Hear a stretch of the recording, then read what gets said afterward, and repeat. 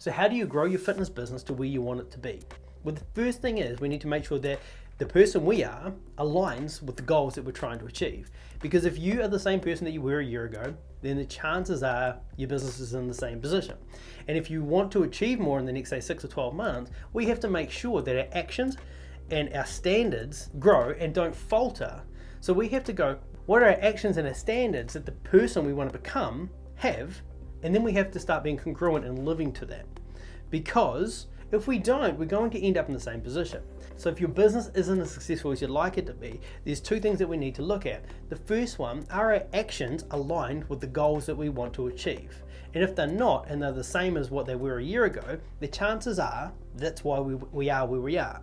So the first thing that we need to do is set some standards.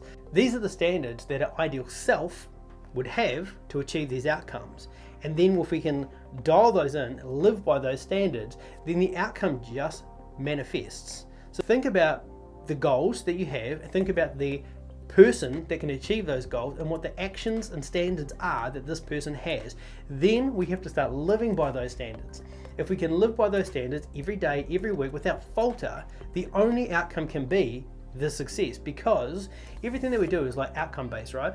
Actions, cause and effect. So the actions we take will create some form of reaction, and that reaction can be success. However, if the actions that we take are at a lower standard or the same, then the outcome can only be the same. It all just comes down to cause and effect.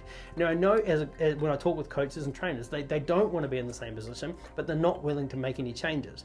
No, they're not changing the way they think, they're not changing the way they act, and the way that they think and act got them to where they want to be. So if it's in a bad situation, we have to take responsibility for that and say, our actions have caused that. So how do we get out of that?